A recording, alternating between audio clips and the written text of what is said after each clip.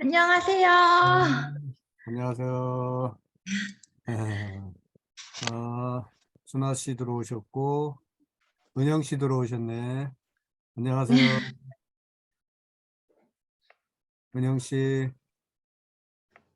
안 들리세요? 아직 안 들리나 봐요.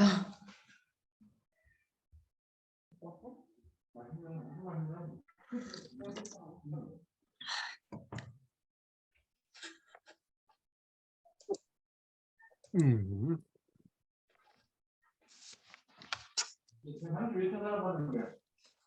호성이가 요즘에 연락도 없고. 일하고 컴퓨터 나 이거 잠깐 듣고 있을게.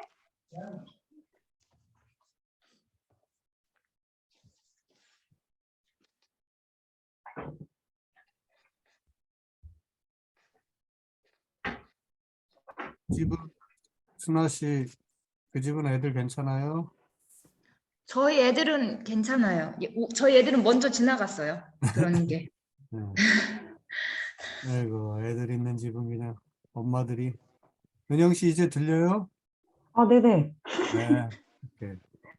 안녕하세요. 네. 안녕하세요. 아니, 남편분은 퇴근하신 거야 벌써? 어떻게 알았어? 다 들렸어? 어. 뭐, 내용은 안 들렸고 형제님의 막 남자 목소리가 들렸어. 형제님의 중후한 목소리가 들렸어요. 응. 어, 네. 음. 밥 먹고 있어요. 그래서 밥 차려주고 있냐고. 아이고, 바쁘시네. 바쁜 와중에도 이렇게 감사합니다. 아니에요. 제가 감사드리죠. 우리 소개 뭐 다 보셨겠지만, 우리 김혜경님은 또 아이들이 또 둘 다 아픈 모양이네. 원희하고 그 이나, 둘 다. 애들이 붙어 있으면 옮아요. 그러니까. 멀쩡하다가도 또 유치원이나 학교 가면 또 거기에 아픈 애들 있으면 또 얼마나. 애들은 그냥 네, 거기서 옮아오고 쉽게 아프고 또 쑥 금방 지나가. 낫고. 그러다 또 아프고 그러면서 크는 것 같아. 아이, 고생하는데 화이팅 하라고 그랬는데 써놓고 나서 보니까 좀 이상한 것 같아. 수고, 수고하는, 고생하는 엄마 화이팅 그랬는데 화이팅이란 말이, 약간, 기운 내야 돼요. 맞아, 화이팅 해야죠. 엄마라서 그래서 화이팅 해야지. 화이팅 해야 돼. 해야죠. 아이고.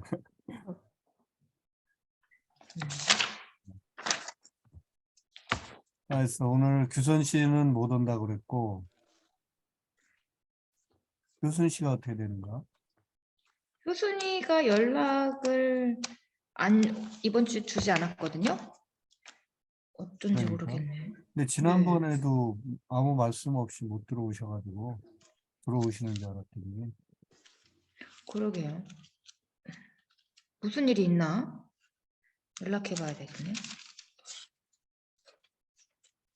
저도 막 하루가 금방 지나가니까 어제 저도 병원 다녀왔거든요. 어디? 병원에 다녀왔어요. 갑자기 편두통이 오늘 아침에? 어제 아침에. 어제요.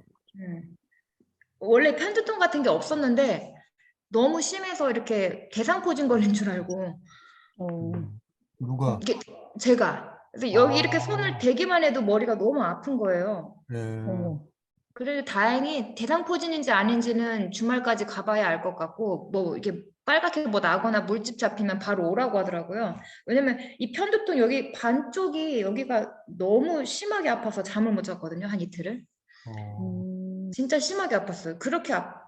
편두통을 그렇게 아프게 알아본 적이 처음이라서. 근데 어제 이제 병원 다녀오고 나서 약 안 먹고 버티고 약 없이 버텼어요. 근데 오늘 괜찮아졌어요. 다행이네. 그게 편두통이든 두통 올 때 그 피부가 엄청 아프죠. 안에도 아프지만 이 네, 여기 두피를 이렇게 너무 누르면 아파서 엄청 아프죠. 그죠? 그리고 손도 못 댔어요. 음. 없던 편두통도 생기고. 스트레스가 많으신가? 요즘? 뭐 고민 뭘, 많아? 뭘 너무 열심히 하셨나?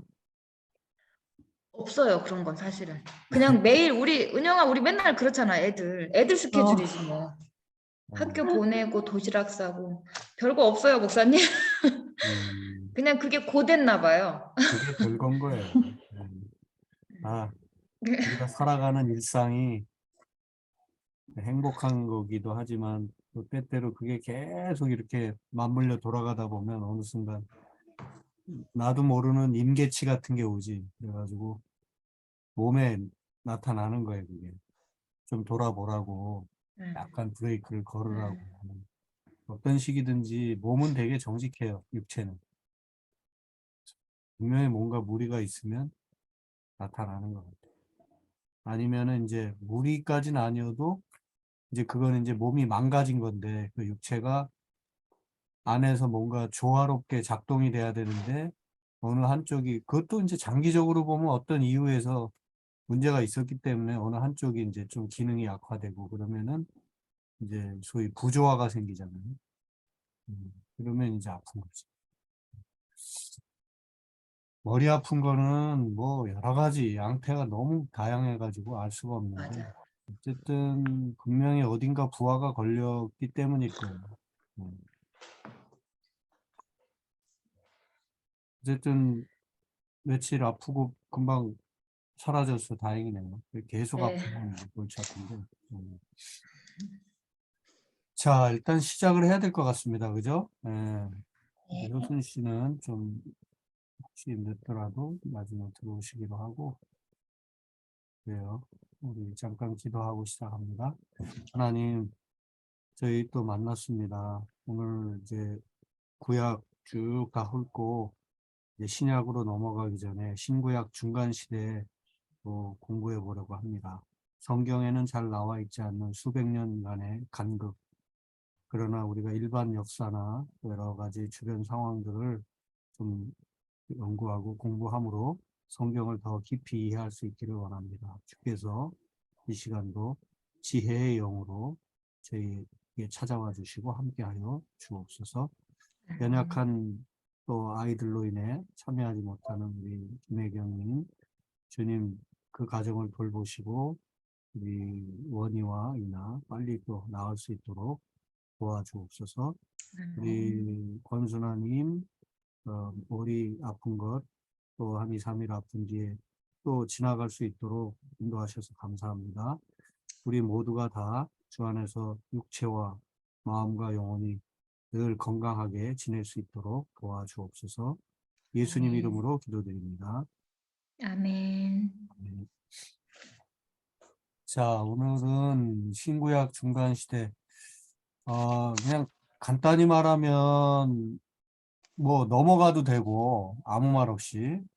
그 다음에 또 조금 말하자면 뭐 한 5분, 10분 아주 간단하게 정리하고 넘어갈 수도 있겠지만 우리는 뭐 한 적어도 두세 차례 정도 시간을 가지고 좀 정리를 하고 넘어가려고 합니다. 왜냐하면 그것을 아는 것이 예수님 당시의 시대상을 더 잘 알게 되고 그래야 또 신약 성경, 복음서, 특히 복음서 말씀을 좀 더 깊이 있게 확실하게 이해할 수 있습니다. 그래서 신구약 중간시대 구독글 좀 공부를 할 텐데요. 아무래도 좀 막연할 수 있기 때문에 한 20분 이내로 일단 정리를 해놓은 지금 보이시나요? 화면이? 네. 네. 이거가 지금 한 10몇 분 정도 되는 거를 유튜브에 있는 건데 한번 같이 보시죠. 네, 요거 보고 그 다음에 제가 강의를 하는 게 좋을 것 같아서요. 한번 보겠습니다.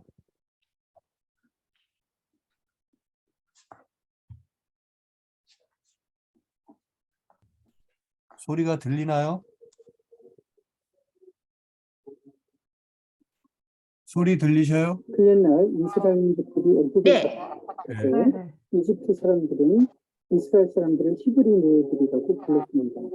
시간이 흘러서 이스라엘인들은 세 차례 바벨론의 침공을 받은 후에 바벨론으로 잡혀갑니다. 물론 포로로 잡혀온 사람들은 이스라엘 사람들뿐만 아니라 세계 곳곳에서 다양한 사람들이 잡혀왔고요. 바벨론 사람들은 포로들 중에서 이스라엘 사람들을 유대인이라고 불렀고 그렇게 유대인이라는 이름은 역사 속에서 등장하게 됩니다. 그러나 페르시아의 고레스 왕은 바벨론을 멸망을 시키고 포로로 잡혀있던 유대인들을 본국으로 돌아가도록 허락합니다. 1차는 시르바벨, 2차는 에스라, 3차는 느헤미야에 의해서 포로들이 귀환을 했지만 잡혀갔던 사람들의 숫자에 비해서 돌아온 사람들은 아주 소수에 불과했습니다. 페르시아는 세계에서 가장 발달한 곳이었고요. 이방인들에게도 차별이 없는 기술의 땅이었던 반면 그들이 돌아왔던 본국은 황폐하게 그지없었던 생존하기에도 너무나도 절박하고 처절하고 막막했던 그런 땅이었습니다. 그리고 그들이 포로로 잡혀갔던 사이에 그 땅을 차지해서 터줏대감 노릇을 하던 사마리아 사람들의 모진 방해의 고통을 겪어야 했습니다. 자신들은 많은 것을 포기하고 본국으로 돌아왔다고 고백을 하는데 막상 그들의 현실은 암울하고 막막하다 보니까 말라기 1장 2절에서 이렇게 그들은 하나님께 원망합니다. 여호와께서 이르시되 내가 너희를 사랑하였노라 하나 너희는 이르기를 그래서 어떻게 우리를 사랑하셨나이까 하는도다 라고 말라기 1장 2절에서 말합니다. 이 질문이 어쩌면 우리의 질문이 아닐까 싶습니다. 본국으로 귀환해서 하나님께 생색을 내는 그들의 모습이 마치 우리들의 모습과 닮아있기 때문입니다. 그러나 하나님은 말라기로부터 마태복음 사이를 어떻게 연결하실 계획을 갖고 계셨을까요? 이 말라기와 마태복음 사이가 바로 신구약 중간 사이입니다. 그 간격을 여러분들과 함께 이어보려고 합니다. 바벨론에서 돌아오기 전에 유대인들의 신앙은 성전, 예루살렘 성전 중심이었습니다. 그러나 본국으로 돌아와서 다시 건립한 스룹바벨 성전은 예전에 예루살렘 성전에 비해서 너무 초라했습니다. 그래서 하나님은 에스라와 느헤미야를 통해서 이스라엘 많은 사람들이 율법 중심으로 살아가도록 체제를 바꾸신 것입니다. 그리고 성전은 건물이 아니라 사람들 한 명 한 명이 성전이 되게 하신 겁니다. 그리고 그들의 공동체의 중심은 대제사장이 담당하도록 했습니다. 그렇게 말라기로부터 100년의 시간이 흐른 후에 그리스 마케도니아에서 알렉산더가 등장합니다. 알렉산더는 페르시아의 다리우스 3세를 이수스 전투에서 물리치고 세계를 제패합니다. 알렉산더의 스승은 아리스토텔레스였죠. 알렉산더는 그리스 문화에 대한 자부심을 충만히 가지고 있었습니다. 자신이 통일한 모든 땅에 하나의 세계, 하나의 시민, 하나의 언어, 하나의 문화를 강요했죠. 이때부터 팔레스타인을 비롯한 모든 알렉산더 제국의 언어는 그리스어가 공용어가 되고요. 그리스 문화, 그리스 종교가 보편적인 문화로 이어지는 이 시대를 헬레니즘 시대라고 이야기를 합니다. 당연히 이스라엘 헬레니즘의 강한 영향을 받아서 공식적인 언어들이 그리스어를 사용하는 문화권이 되었습니다. 그리고 그들은 짧은 시간 동안 건축, 종교, 문화가 변해가는 과정들을 경험을 하게 된 겁니다. 마치 짧은 시기에 우리나라가 미국의 영향과 문화를 받아서 급속히 변해가는 것을 보게 되는 것이죠. 그런데 알렉산더의 시대도 잠시 그는 10년 만에 세상을 떠나게 되고 그 휘하의 4명의 장군이 알렉산더의 제국을 4등분합니다. 그 중에서 유대인들이 봤을 때 프톨레미 장군은 남쪽 이집트를 차지해서 프톨레미 왕조를 열었고요. 셀레우커스는 북쪽을 차지해서 셀레우커스 왕조를 시작을 하게 됩니다. 알렉산더가 죽은 후에 주전 200년까지 팔레스타인은 프톨레미 왕조의 지배 아래 들어가게 됩니다. 중요한 것은 프톨레미 왕조, 알렉산더가 세운 알렉산드리아를 수도로 해서 세계에서 가장 큰 도서관을 건립했죠. 세상의 모든 책을 그리스어로 번역을 해서 보관했으니까 알렉산드리아는 세계의 중심이었던 셈입니다. 이때 주전 3세기죠. 히브리어로 된 구약 성경이 그리스어로 번역이 됩니다. 다시 말해서 유대인들에게는 어떤 구약 성경이 세상 사람들에게 통용이 되고 전파가 된 겁니다. 그리스 방식으로 말이죠. 자, 그런데 주전 200년에 팔레스타인 지역에서 셀레우코스 왕조가 승기를 잡기 시작을 합니다. 주전 200년 이후부터는 셀레우코스 왕조의 영향 아래로 들어가게 됩니다. 잠깐 중간 점검을 해보면 유대인들의 중심은 율법과 대제사장 중심으로 변했다고 했죠. 문제는 프톨레미가 주도권을 잡다가 셀레우코스 왕조가 팔레스타인의 주도권을 잡게 되는 이런 과정 동안 유대 사회는 어떻게 됐을까요? 바로 유대 사회의 권력들이 정치적인 입장에 의해서 좌우되기 시작을 하는 겁니다.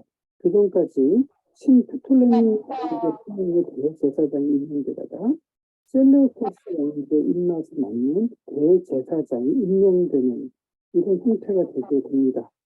이런 현상은 예수님 오실 때까지도 지속이 됩니다. 그러면 유대 사회가 어떤 방식으로 변화가 되는지 이해가 되실 거예요. 프톨레미 왕조든 셀레우코스 왕조든 같은 헬레니즘 문화권 아래 있으니까 숙주민들에게는 그리스 종교, 문화, 언어를 강요했죠. 그렇다면 대제사장직의 권력을 갖기 위해서 권력 주변으로 몰려든 사람들은 귀족들이나 지도층이었을 것이고 민족주의적인 입장에서 봤을 때는 그런 예세를 배척을 했기 때문에 민중 속으로 들어가서 민중에게 영향을 주었던 사람들도 있었을 것입니다. 그런데 종교가 정치에 의해서 좌우되는 것이 싫어서 아예 광야로 나가서 하나님만을 바라봤던 이런 무리들도 있었습니다. 이러한 세 부류의 사람들이 예수님 오실 때까지 그대로 유지가 되었습니다. 자, 그러던 중 아주 유명한 사건이 주전 168년에 발생합니다. 제우스에게 제사를 강요하는 셀레우코스 왕조 안티오코스 4세의 명령을 전하기 위해서 한 사신이 유대 작은 마을에 도착합니다. 그 사신의 명령을 듣고 몇몇 유대인들이 제우스 신에게 제사를 지냅니다. 이때 거룩한 분노를 느꼈던 제사장 마따디아는 거룩한 분노를 가지고 제사를 지내는 유대인들과 사신을 살해합니다. 그러면서 유대인들에게 외치죠. 율법을 열심히 읽는 사람, 나를 따르라 라고 하자 사람들이 따르기 시작합니다. 그리고 정식으로 전투를 한다면 이길 수가 없기 때문에 광야로 나가서 게릴라전을 시작을 합니다. 3년간 게릴라 전쟁으로 항전을 하다가 마침내 예루살렘 성전을 탈환합니다. 이 전쟁을 마카비 전쟁이라고 하고요. 성전을 탈환한 절기를 기념해서 이스라엘에서는 하누카라는 절기를 지금까지 지키는데 성경에서는 수전절이라고 나와 있습니다. 그렇지만 마따디아가 죽고 셋째 아들이 전쟁을 일으켜서 승리했기 때문에 이 전쟁을 마카비 전쟁이라고 부르고요. 성전을 탈환한 것이 기존 165년에 있었던 일입니다. 이 마카비 전쟁은 예수님 시대의 유대인들에게도 굉장한 사상적인 영향을 주게 됩니다. 첫 번째, 유다 마카비는 전쟁에서 하나님의 초자연적인 개입을 믿었습니다. 그런데 실제로 수적인 열세에서도 전쟁을 이기게 된 것이요. 마치 예수님께서 겟세마네에서 하나님께서 12연대가 더 되면 천사를 동원할 수 없느냐라고 말했던 그 대목이 바로 마카비 전쟁이 이기게 됐던 것과 무관하지 않습니다. 그리고 마카비가 속한 이 하스몬 가문이 완전히 이방인의 세력을 몰아낸 것이 주전 141년입니다. 마카비 성 보시면 요한, 시몬, 유다 마카비,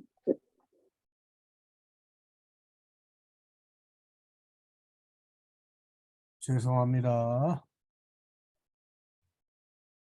엘레아살, 요나단 이렇게 5명의 형제가 있었는데 요한, 시몬, 유다 이런 이름을 보시면 굉장히 낯익죠. 그리고 시몬이 완전히 예세를 몰아내고 예루살렘에 입성을 했을 때 사람들은 종려나무 가지를 흔들고 환호했다라고 기록하고 있습니다. 신약에도 나오는 부분이죠. 그리고 완전히 독립을 쟁취하고 나서 안정적인 사회가 지속되었다고 기록을 하고 있습니다. 이러한 신구약 중간사의 흔적을 본다면 예수님 시대의 사람들 그리고 광야에서 예수님께서 시험을 받으시는 의미들을 훨씬 더 생생하게 느껴볼 수가 있습니다. 그리고 이때부터 아주 익숙한 그룹들이 등장을 합니다. 아까 프톨레미와 셀레우코스 왕조의 지배를 받을 때 유대 사회가 어떻게 변화되어 가는지 기억나십니까? 권력 주변에 있었던 무리들이 있었고 민중으로 흩어졌었던 무리들이 있었죠. 그리고 아예 광야로 나가서 거했던 무리들도 있었습니다. 권력 주변에 있었던 무리들 이게 지금 인터넷이 왜 이렇게 없는데 갑자기 제 비디오가 나가버렸네요. 아, 이런. 참, 이런 일도 있네. 여태까지는 잘 나왔죠? 중간에 네, 그런 거 말고는. 다시 봅니다.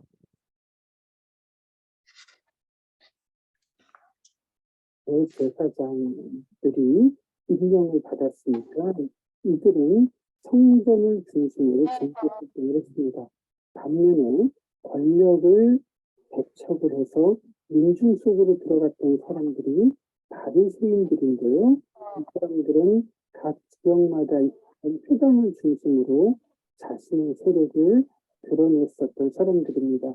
반면에 광야에 거했던 무리들은 에세네파라고 했던 그런 사람들이고요.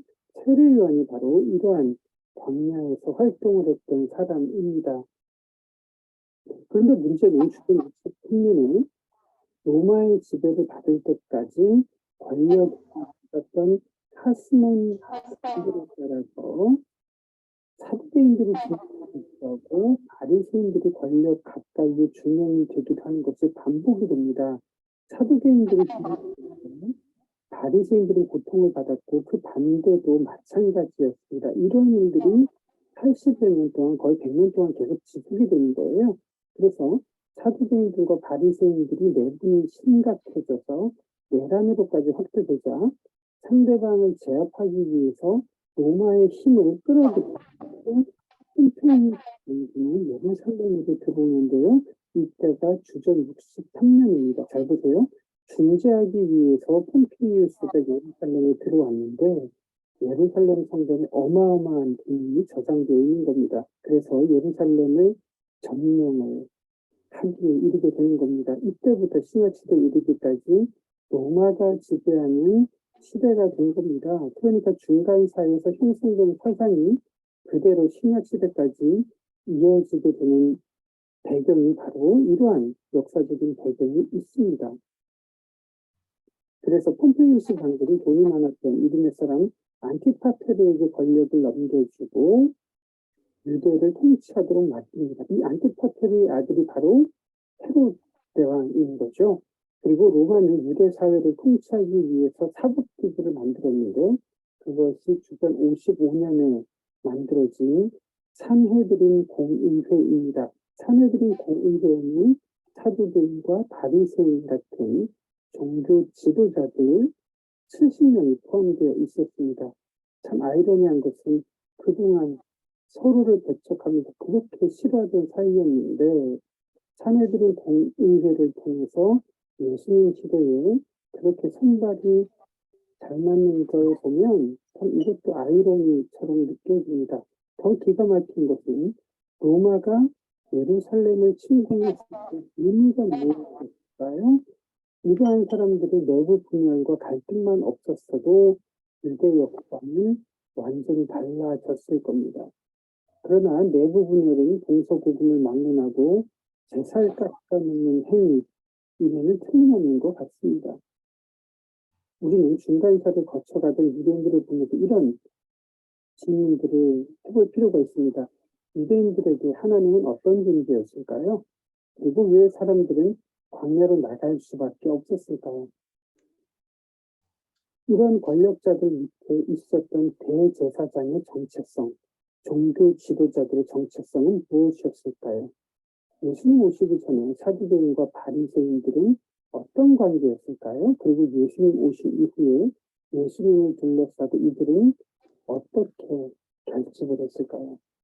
끝으로 예수님께서 오셨을 때 예수님을 바라보던 유대인들의 마음은 바로 무엇을 염원하고 있었던 것일까요?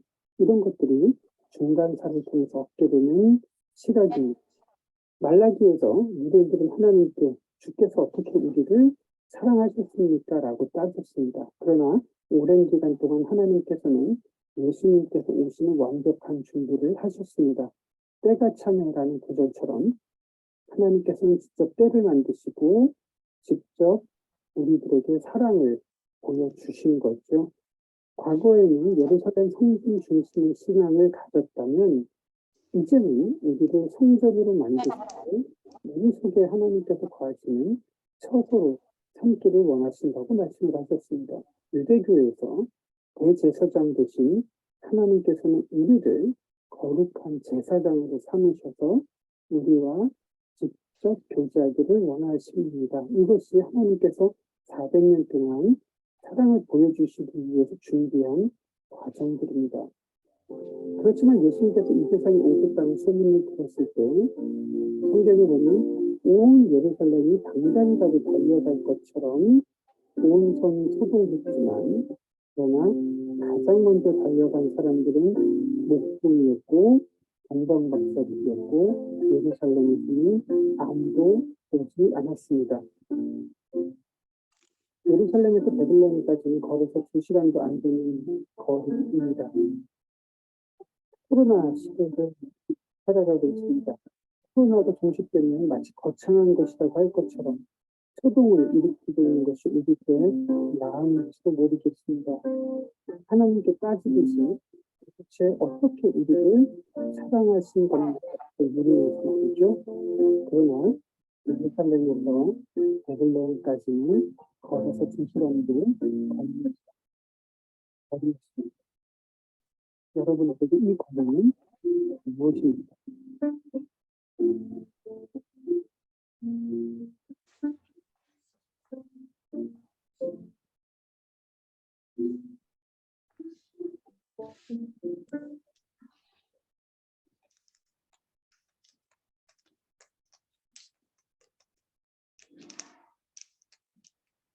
네, 잘 보셨나요?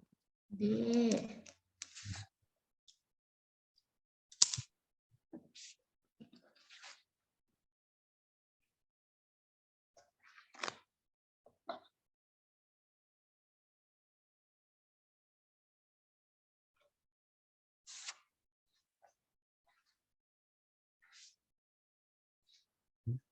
음,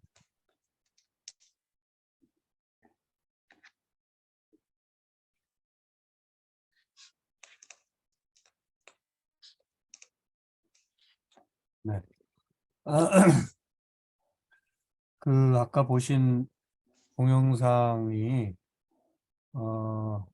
한 몇, 20개 이상 될 거예요. 그 중에 이제 넘버 5인데 신구약 중간 시대만 다룬 건데도 몇십 개가 돼요. 그렇게 한 10 몇 분짜리 영상인데 그 중에 넘버 5를 본 건데 대략 신구약 중간 시대를 한 10분, 15분 이렇게 간략하게 한번 진짜 간략하게 제목도 사이다 정리라고 해놨죠. 아까 그 동영상 보면. 네. 그렇게 한번 스킵을 해보려면 어떤 게 좋을까 하니 보니까 그게 딱 좋은 것 같아요. 그래서 한번 일단 본 겁니다. 그리고 이제 우리는 이제부터 차근차근 좀 살펴보도록. 이 워낙 좀 막연할 수 있기 때문에 제가 막 그냥 시작하기보다는 그렇게 짧은 동영상을 하나 보고 그 다음에 저랑 같이 이렇게 조금씩 해나가는 게 좋겠다 싶어서 먼저 봤습니다. 예, 거기서도 나오지만 구약의 마지막 책 말라기죠. 말라기 그리고 말라기 한 장을 딱 넘기면 바로 마태복음 1장이 시작이 되죠. 그래서 말라기와 신약의 첫 책 마태복음 사이에는 종이 한 장이지만 실제로는 적어도 한 400여 년의 시간 간격이 있다고 하는 거. 성경에는 그런 기록이 없어요. 그래서 우리가 이런 세계 역사, 일반 역사를 통해서 그 당시에 그 중근동 지역이 어떤 상황에 있었을까?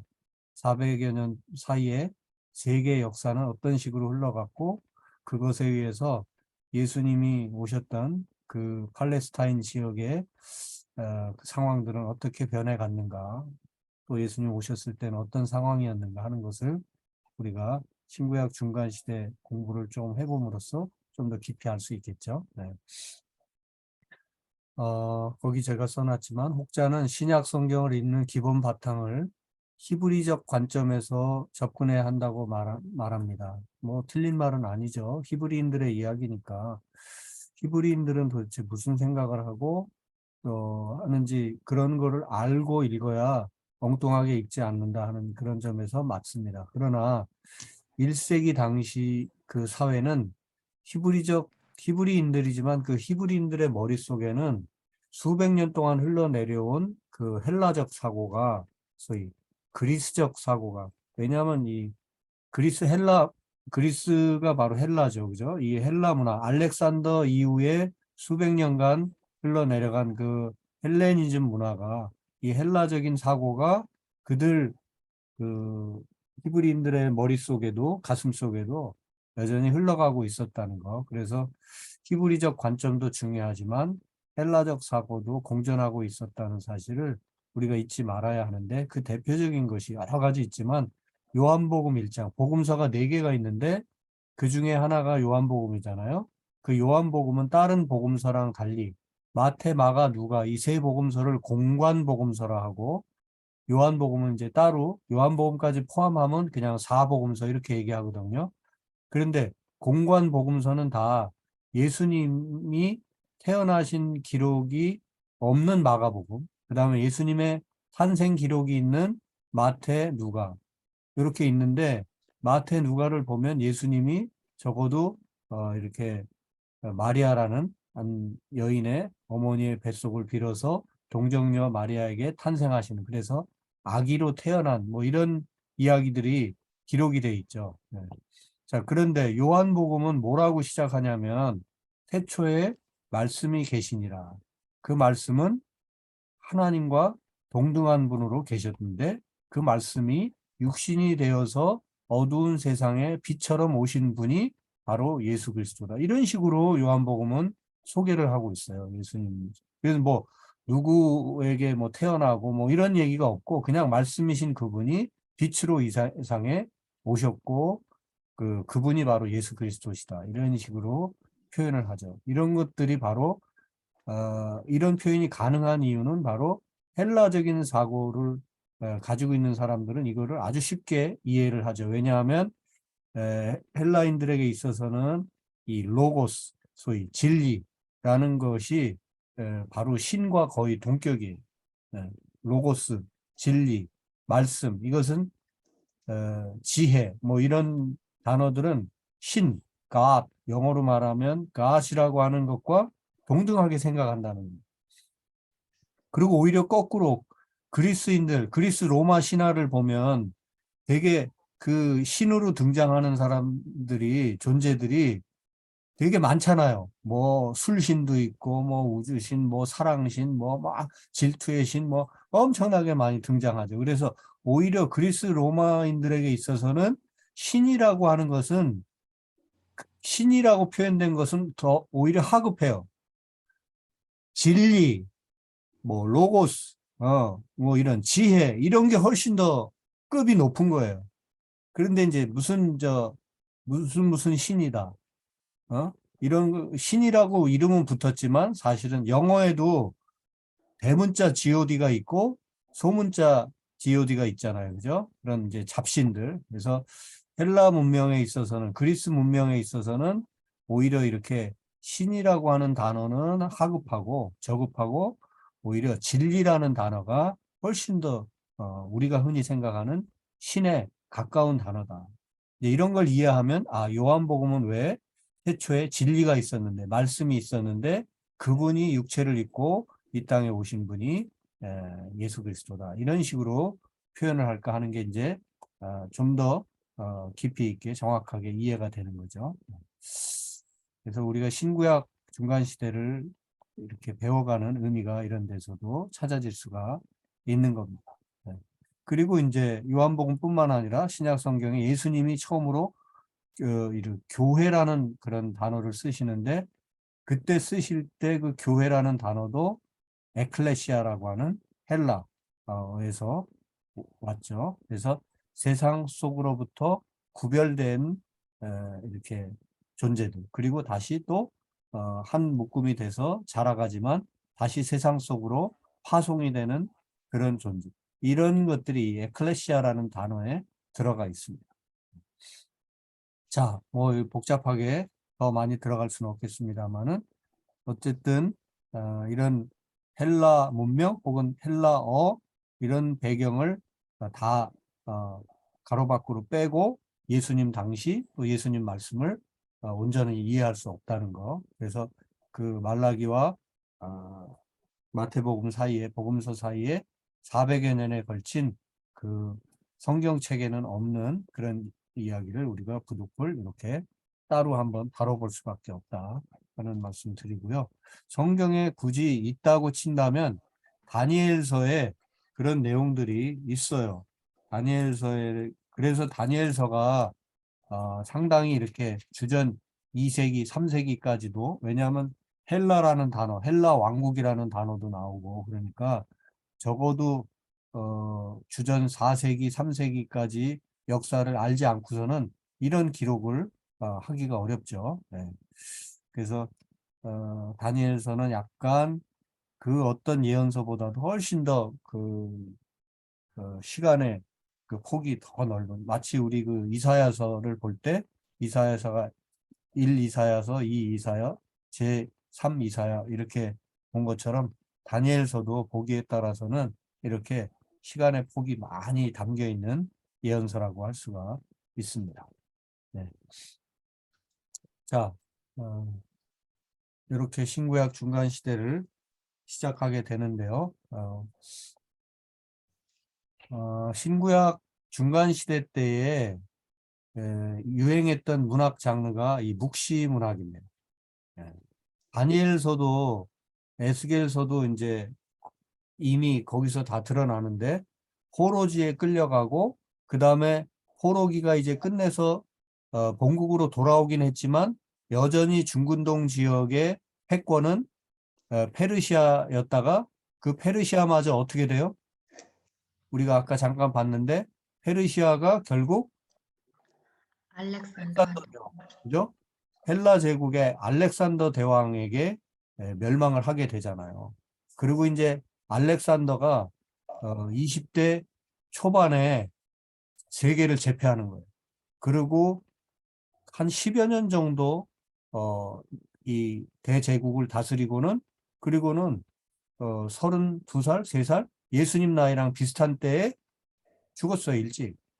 그러고는 아까 나왔죠? 제국이 4개로 나눠집니다. 헬라 제국이 크게 4개의 제국으로 나눠져서 이렇게 되는데 어쨌든 나눠졌다 하더라도 수백 년 동안 이제 헬라가 온 세계를 지배하고 있는 거예요, 지금.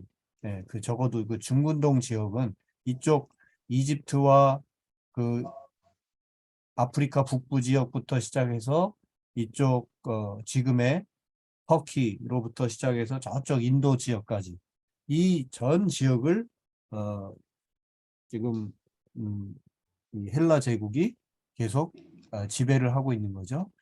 자, 이런 상황에서 발생하는 유대인들에게 이제 제일 쉽게 채택될 수 있었던 문학 장르는 노골적인 역사 기록, 아주 선명한 그런 직설적인 기록들이 아니라 가려진 문학 형태의 감춰졌던 문학 형태의 글들이 유행하게 되죠. 한동안 계속.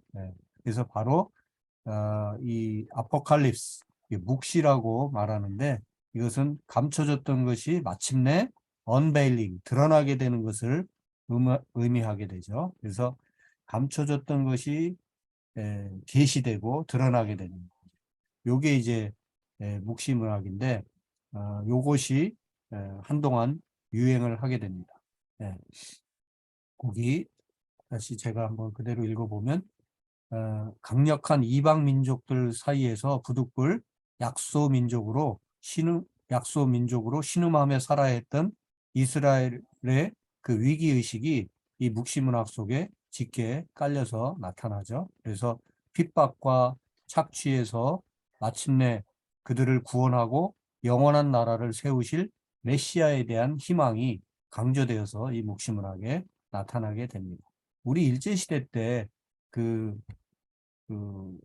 표현됐던 뭐 시나 또 이런 것들이 다 그런 어떤 은유적, 비유적 표현을 통해서 새 날이, 새 세상이 오기를 바라는 희망 이런 것들이 그 어떤 그 문학 속에 담기게 되잖아요. 꼭 그와 같은 거죠. 그래서 묵시 사상은 한마디로 하나님께서 역사의 주관자라는 것을 강조합니다. 이것이 조금 그래도 성경 속에서 우리가 많이 확인할 수 있는 게 구약의 다니엘서이고 나중에 이제 예수님이 돌아가시고 부활 승천하신 뒤에 제자들의 기록 속에 등장하는데 그 중에 가장 대표적인 게 그 요한, 사도 요한이 이제 반모섬에 갇혀 지내면서 그 당시에는 이제 이때는 이제 이미 로마가 전 세계를 또 지배하고 있을 때죠. 그럴 때에 그 로마의 그 탄압 속에서도 그 기독교 복음을 계속 전하는 그런 사도들의 마음이 이 계시록 속에 있는 거죠. 지금은 갇혀 지내지만 곧 죽을지도 모르지만 그러나 주님의 그 좋은 세계가 이렇게 확 언젠가는 올 것이라고 하는 그런 메시아 사상이 요한계시록에 또 있는 거죠. 자, 이런 묵시문학이 부득불 이런 어려운 시기에는 발달할 수밖에 없었다고 하는 거. 자, 그래서 아까 그 영상 중에도 잠깐 나왔지만 이제 신구약 중간 시대의 중요한 역사 중에 하나가 70인역 성경이 등장한다는 겁니다. 그러니까 이전까지는 이 이스라엘 사람들은 이 히브리인이라고 그러잖아요. 네. 이 히브리인들이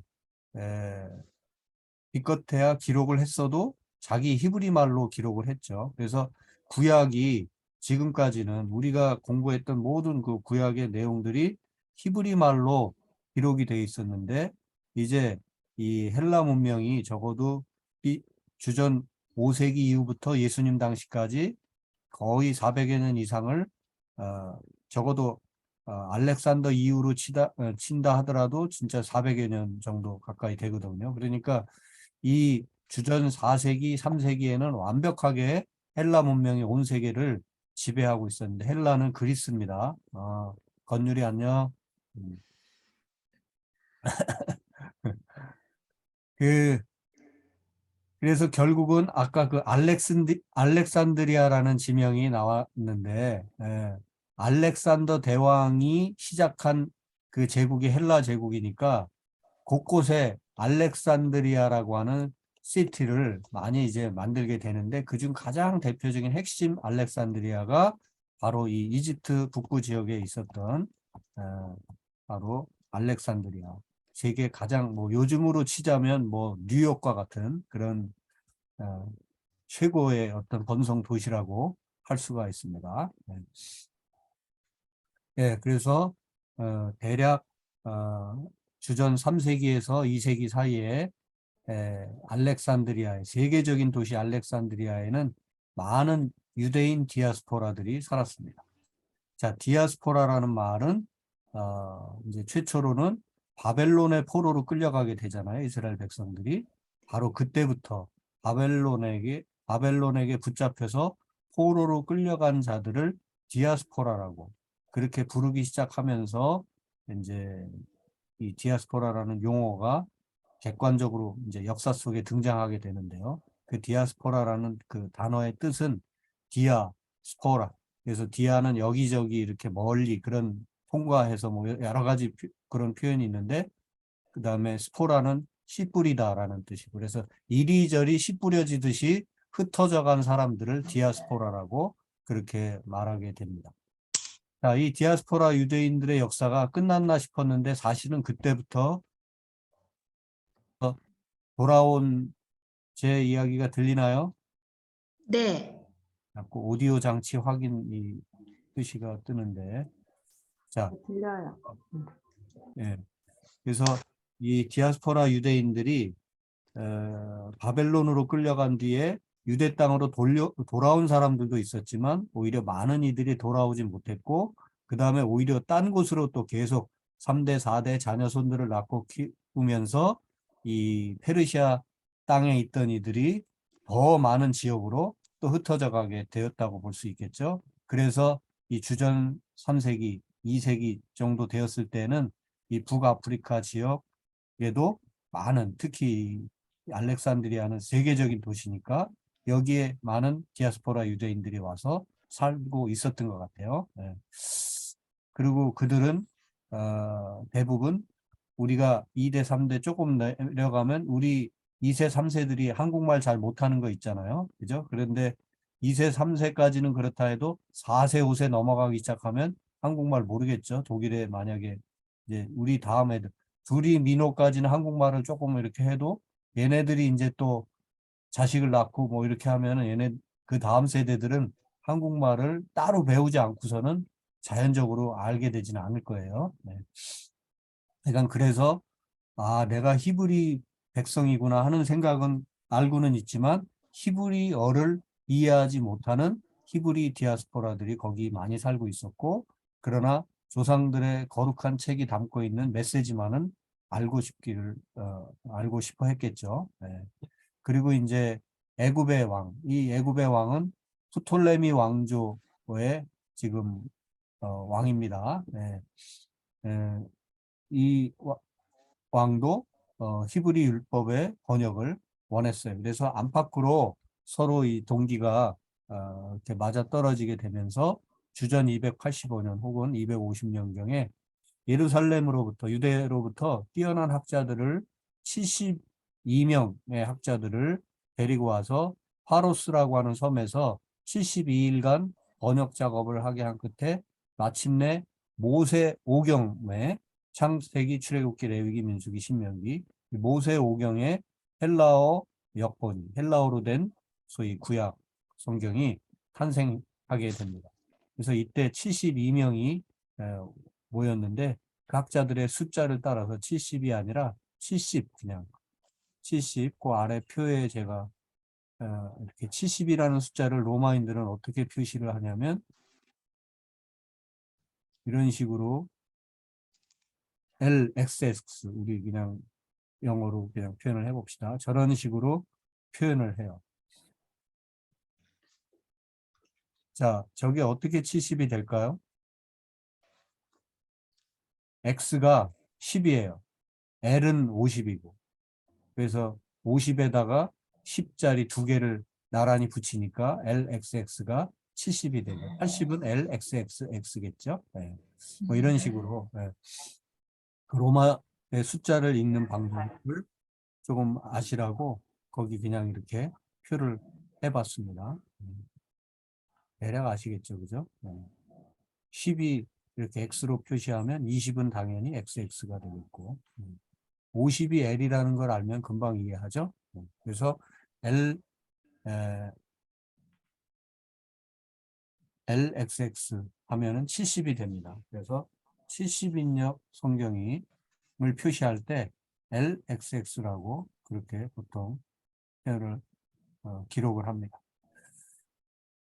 자, 그런데 바로 이렇게 신구약 중간 시대 때에 히브리어 성경만 있었는데 이렇게 온 천지 만물의 공용어라고 할 수 있는 헬라어로 70인역 성경이 번역되었다고 하는 것은 이제 점점 이 소위 이 기독교 문화가 세계를 향해서 뻗어갈 수 있는 이제 그런 발판이 되는 거죠. 그리고 나중에 이제 또 말씀드리겠습니다만은 헬라 제국을 이어서 등장하게 되는 이제 로마 제국이 온 세계를 또 잘 쳐들어가서 정복하기 위해서 로마 하면은 법과 길이잖아요.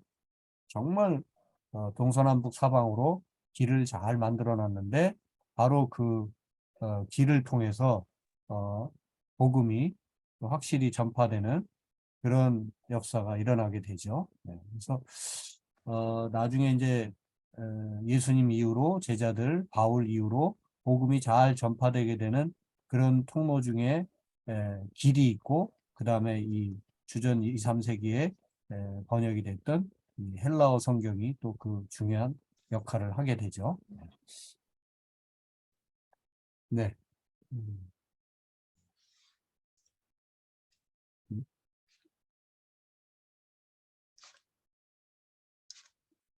네. 자, 간단한 연표를 한번 보겠습니다.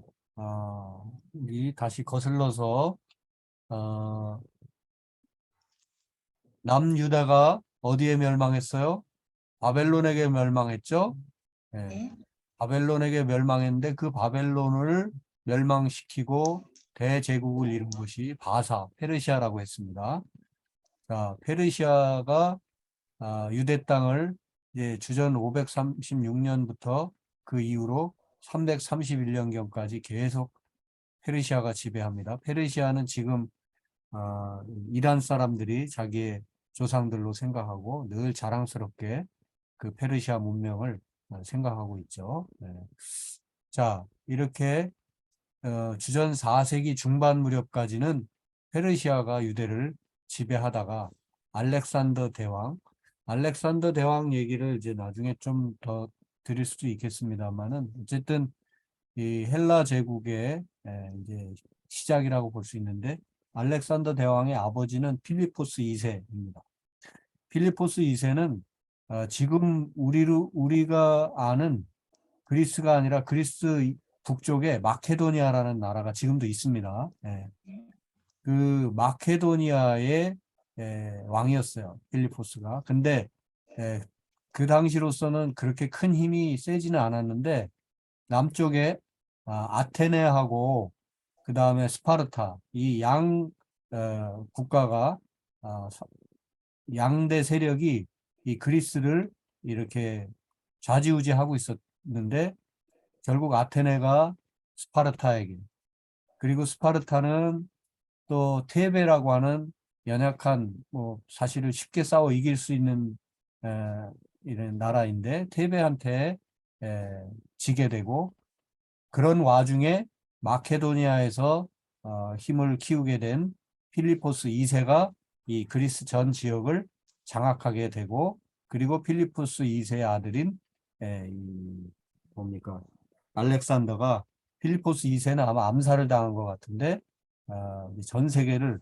정복해 보려고, 헬라 제국을 확대해 보려고 그렇게 하려다가 암살을 당하고 끝나고, 아들이 이제 알렉산더가 왕위를 이어갔는데, 알렉산더가 결국은 온 세계를 제패하게 되는 이제 그런 대왕이 되는 거죠. 네.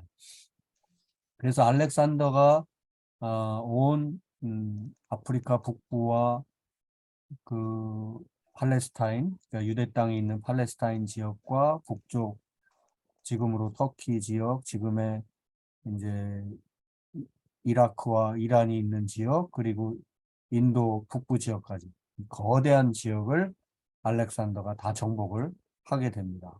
그리고 한 10여 년간 다스리다가 30대 초반의 나이에 일찍 죽죠. 네.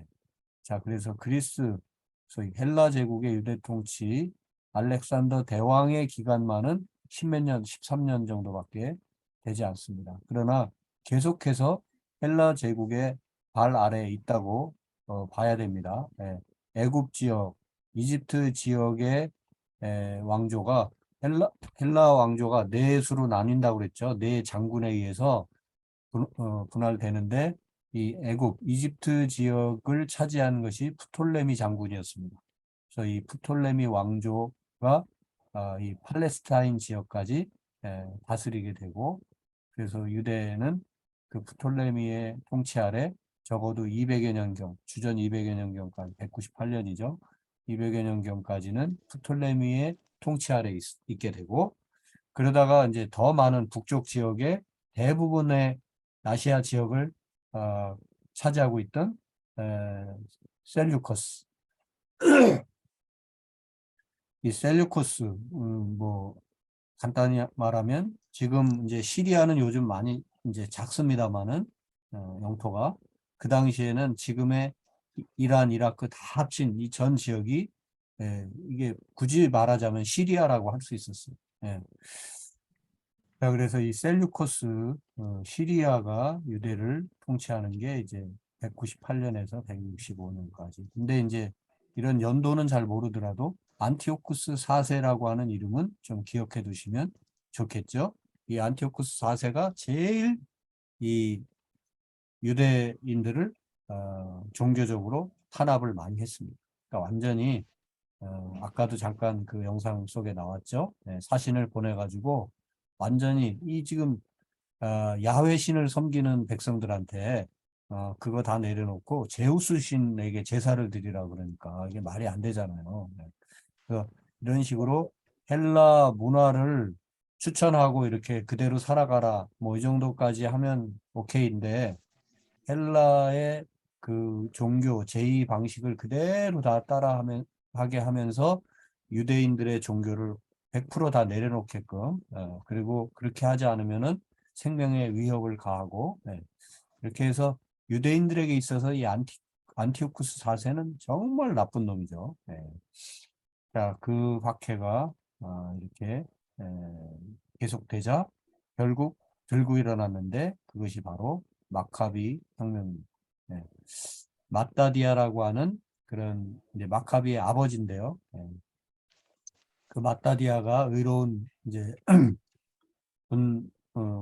뭡니까 투쟁을 일으키게 되고, 아들 때에 가서 마카비에 의해서 그 혁명이 완수되고, 그래서 마카비 혁명 시대가 166년에서 134년까지 한 30여 년 이상 계속 30여 년 가까이 계속 진행이 됩니다. 그러다가 마침내 자 몇백 년 동안 이 유대 나라가 왕국이 없었죠, 그죠? 소위 유대 왕이라는 것을 세우기가 어려웠어요. 다 지금 속주로 그냥 식민지 통치를 받아왔기 때문에 그러다가 마카비 혁명이 성공을 하고 예루살렘을 탈환하게 되면서 하스몬이라고 하는 왕조가 시작돼서 한 100여 년 가까이 그죠? 100여 년 정도 하스몬 왕조가 진행되는데 사실은 100여 년이라고 할 수는 없고요. 이미 주전 63년경부터는 완전히 그 힘을 거의 잃었다고 볼 수 있는데 적어도 100년까지는 아니어도 한동안 조금 독립된 나라로서 뭔가 왕도 세우고 막 이런 시간이 있었습니다. 그러나 그 왕들이 대부분 아까 동영상에도 잠깐 나왔지만 주변에 여전히 지금 이 헬라 제국이 여전히 다스리고 있고 그 눈치를 볼 수밖에 없는 그리고 새로 부상하는 이제 로마에 또 어떻게 빌붙어서 어떻게 소위 왕권을 또 가져가야 하는지 이런 권력자들의 그 내부 다툼으로 인해서 하스몬 왕조는 오래 가지 못하고 결국 로마가 팔레스타인을 이제 지배하게 되죠. 그 지배 방식도 조금 강력한 곳에 이제 예루살렘 같이 이렇게 이런 데는 총독이 와서 직접 다스리고 조금 더 이렇게 그냥 그 현지에 군봉왕을 세워서 그 이제 대표적인 게 헤롯 왕이죠.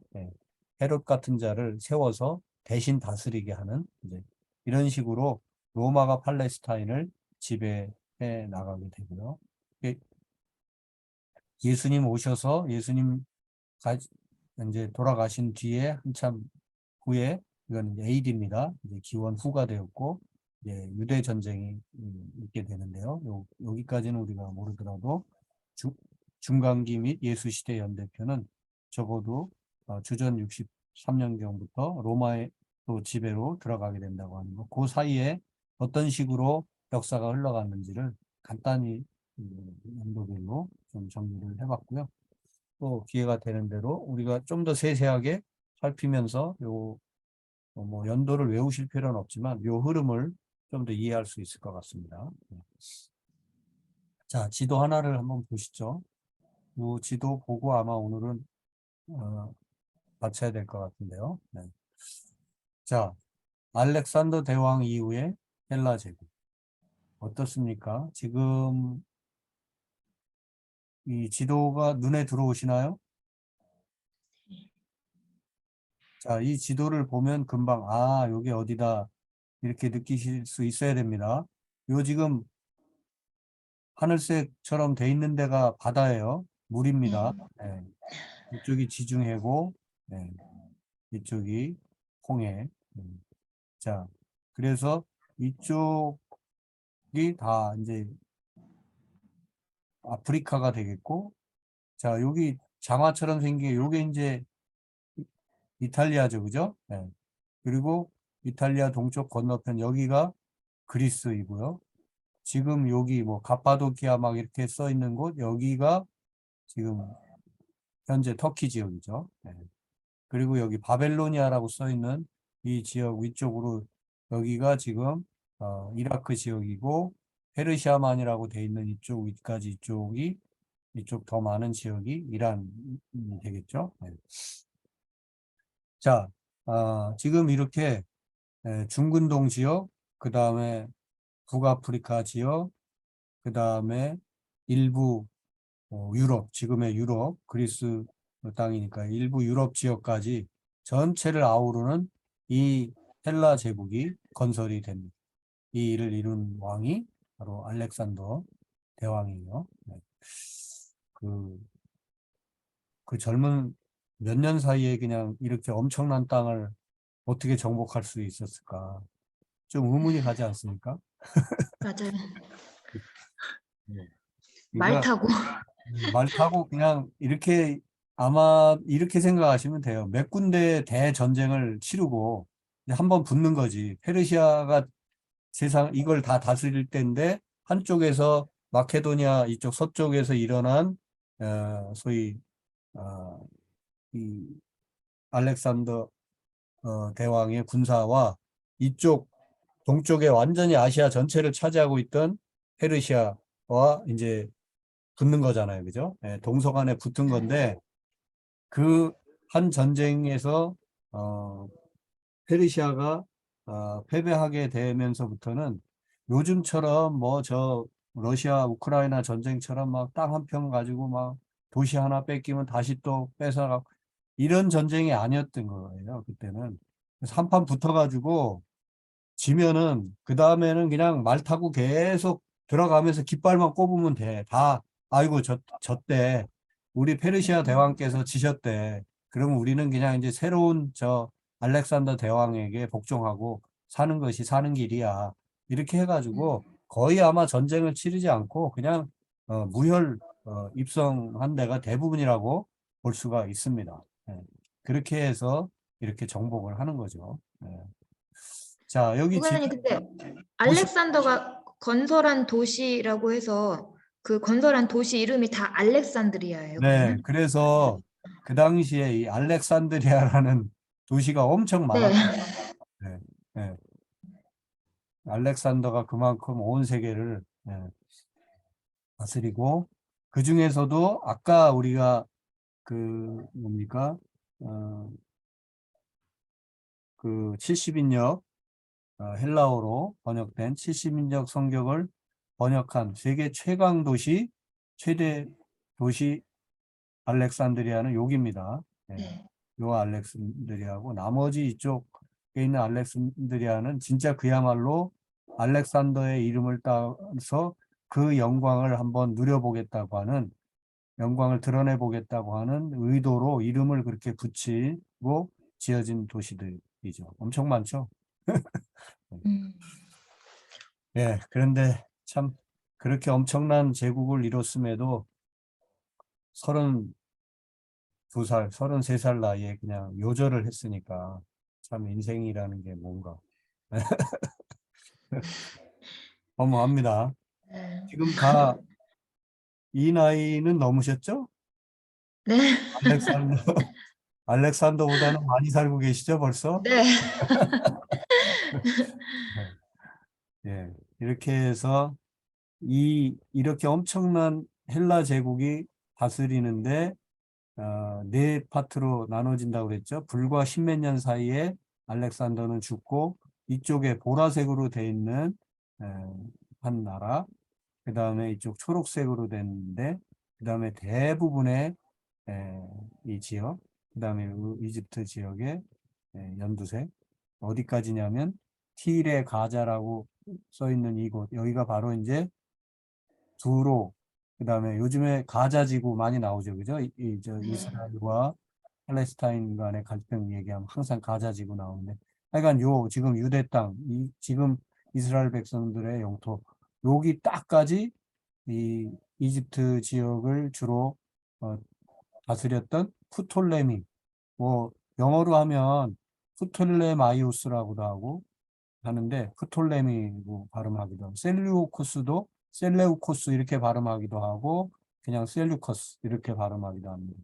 안티고노스도 마찬가지. 그래서 안티고노스 장군이 다스리는 이쪽 그 다음에 어, 프톨레마이오스 프톨레미 셀레우코스 다른 데는 몰라도 이 프톨레미와 셀류커스 이 양대 세력이 지금 한동안 이제 다스려가고 있고 어, 주전 198년이 되기 전까지는 이 유대 땅은 프톨레미 왕조의 그 통치하에 들어가 있었다는 거. 예. 그래서 계속해서 바벨론 포로로 끌려가서 페르시아 제국에 의해서 고레스 왕에 의해서 일부 포로 귀환을 하기도 했지만 여전히 이스라엘은 예수님 오실 때까지도 예수님 당시에도 로마의 속주였고 그래서 계속 이렇게 중근동 지역의 강대국의 그냥 속주민으로 그렇게 살아가야만 했던 그런 아주 나약한 백성들이었다는 것을 알 수 있게 됩니다. 바로 그런 곳에 예수님이 이제 결국 오시게 되는 겁니다. 이 로마 제국의 한복판에 뭐 오시는 것도 아니고 헬라 제국의 한복판에 오신 것도 아니고 헬라 제국, 로마 제국으로 계속 이어지는 이 강대국의 틈 사이에서 속주민으로 그 식민지 백성으로 허겁지겁 신음하며 살아가야 하는 그런 백성들 가운데 예수님이 오신 거죠. 사실은 구약의 하나님도 처음에 그 히브리인들을 구해내시면서 이제 그 성경 속에 등장하게 되는데, 물론 창조 때부터 계신 창조주 하나님이시지만 적어도 구약 성경이 묘사하는 구체적으로 자기들을 만나 주시고 억압에서 해방시켜 주신 그 하나님의 역사로부터 시작하잖아요. 그게 출애굽기고, 출애굽기를 기록한 이스라엘 백성들이, 출애굽기의 역사를 경험한 이스라엘 백성들이 우리 야훼 하나님은 어떤 분인가 고민하고 기도하는 중에 성령의 감동으로 이제 타임머신을 타게 되는 거 아니에요? 그래가지고 이제 영적인 타임머신이죠. 그래서 그들은 가보지도 않았지만 바로 이 야훼 하나님, 우리를 이 바로 이집트의 그 바로 왕의 그 억압에서부터 우리를 탈출시켜 주신 그 하나님은 바로 창조주 하나님이라는 것을 그들이 고백하게 되는데, 그게 창세기죠. 네. 여하간 그래서 구약의 하나님을 통해서도 이스라엘 백성은 가장 연약한 이스라엘 북부 지역의 노예처럼 신음하면서 수백 년을 지내고 있었는데, 그들을 구원해 내셔서 이쪽으로, 약속의 땅, 이쪽 팔레스타인 지역, 가나안 지역으로 이끌어내신 하나님을 고백하는 것이 이제 구약의 이야기잖아요. 그게 시작이죠. 그리고 이제 신약은 또 결국 여전히 그럼에도 불구하고 지금 많은 시간이 흘렀지만 바로 그 땅은 역사에 큰 힘 있는 주인의 땅이 아니라 대제국의 역시 노예나 식민지처럼 살아가고 있는 가장 나약한 백성들, 그 땅에 예수님이 또 오시는 거죠. 그래서 그들을 구원시키시는 이제 그런 이야기. 그래서 이스라엘 백성들 사이에서는 이런 얼마나 힘들었겠어요, 그죠? 이런 수백 년째 강대국 사이에 끼어가지고 힘들게 살아가는 이들에게는 정말 우리를 구원해 줄 메시아가 필요합니다. 그래서 메시아 대망이, 구세주가 오시기를 간절히 바라는 그런 백성들, 일반 백성들 사이에서는 그런 메시아 대망 사상이 한참 이렇게 물들어가고 이렇게 뭐죠? 넘쳐 흐르고 있었던 그때 예수님이 이제 거기에 오시게 되는 거죠. 그래서 일부 어떤 이들은 이제 나중에 또 공부하겠습니다마는, 일부 어떤 이들은 예수님을 마카비 형제들이 그렇게 했던 것처럼 정치적으로 이스라엘을, 유대를 독립시킬 그런 정치적인 왕으로만 생각을 하게 되는 그런 젤롯 당원들이, 혁명 당원들이 생겨나기도 합니다. 그러나 예수님은 꼭 정치적 혁명만을 독립만을 이루기 위해서 오신 것이 아니라 결국은 이스라엘 백성들을 구원할 뿐만 아니라 온 인류, 죄와 죽음의 사슬에 묶여 고생하고 허덕이는 온 인류를 구원하시기 위해서 오신 분임을 여러 가지 방식으로 말씀하시고 드러내게 되죠. 자, 오늘은 여기까지 일단 하겠습니다. 네, 그리고 조금 더 세밀하게 이제 다음 시간에 좀 더 살펴보겠습니다. 네. 혹시 질문이 있으신가요?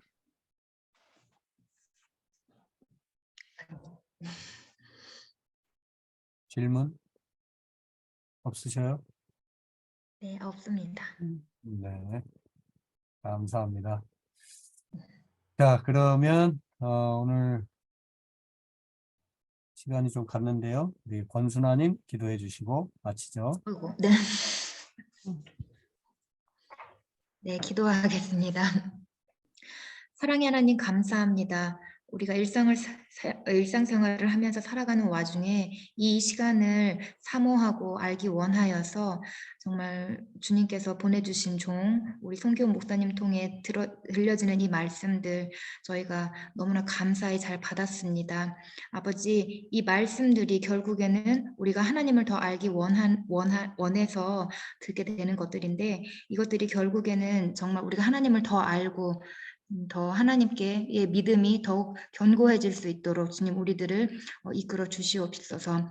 그리하여서 말씀 주신 우리 목사님께도 하나님께서 늘 넘치는 능력과 지혜 주시옵시고 목사님 입술을 통하여서 우리가 이러한 말씀을 들을 때에 정말 우리의 영이 더욱더 강성해질 수 있도록 주님 인도하여 주시옵소서. 우리의 모임에 함께 하심을 믿으며 감사드리며 예수님의 이름으로 기도드렸사옵나이다. 아멘. 아멘. 음, 예, 수고들 하셨어요. 우리 목사님 네, 감사합니다. 감사합니다. 신구약 중간 시대 이렇게 성경에는 없는 내용을 할 때 아직 성경을 구약 다 마무리 못 하신 분들이 이럴 때 잽싸게 빨리 예언서 가서 읽으셔가지고 구약을 좀 정리하실 필요가 있겠죠. 네, 근데 목사님 너무 재밌었어요. 조금 더 그러니까 구약 읽고 신약 읽으면 뭔가 툭 떨어진 느낌이 들었거든요. 당연하죠. 그리고 음. 그 시대가 400년 이상 간격이 있으니까. 그러니까 뭔가 좀 분위기도 다르고 이 연결하는 게 그러니까 저희 같은 일반 성도들은 잘 그게 모르잖아요. 그런 주변 지식이 없으니까. 네. 근데 막 성경에서 막 사두개인 뭐 얘기 나오면은 저 사람들은 뭐고 왜 자꾸 예수를 저렇게 거부하고 왜뭐 그런 내용들이 이제 좀 이해가 될 것 같아요. 무슨 배경에서 그렇게 됐는지. 네, 그래요. 바로 그것 때문에 공부하는 겁니다. 시간을 조금만 배워서 이게 따로 공부 안 하면은 평생 신앙생활을 해도 공부 못하고 이런 거를 알지도 못한 채 그냥 교회에서 맞아요. 마칠 수도 있어요. 그래서 음, 그 조금의 시간을 우리가 내서 요 성경에 문자로 나오지 않는 내용이라 하더라도 이 세계사의 흐름은 분명히 우리가 공부를 해두면 특히 유대 땅과 관련해서 이루어진 일들을 거기에 좀 초점을 맞춰서 조금만 공부를 해보면 조금 뭐 머리가 아플 수도 있어요. 막 못 들어봤던 왕 이름이나 뭐 이런 여러 가지 표현들을 접하면 좀 머리가 복잡할 수도 있지만 그러나 그래도 그렇게 한번 해놓으면 훨씬 성경을 이해하는 데 더 깊이와 풍성함이 더해질 겁니다. 자, 건강들 하시고 또 2주에 만나기를 바랍니다. 오늘 영상에 못 보신 분, 동영상으로만 만나실 분들도 건강하시고 동일하는 날 가운데 네, 은영 씨 혹시 하시고 싶은 말 있으면 하시고요. 네, 전 마무리하겠습니다. 늘 열심히 하겠습니다. 네, 오늘 파이팅. 것도 다시 봐야 될 것 같아요. 네, 네, 그래요. 파이팅들 하시고, 네, 네, 감사합니다. 뵙겠습니다. 감사합니다. 안녕히 계세요. 네, 안녕히 계세요.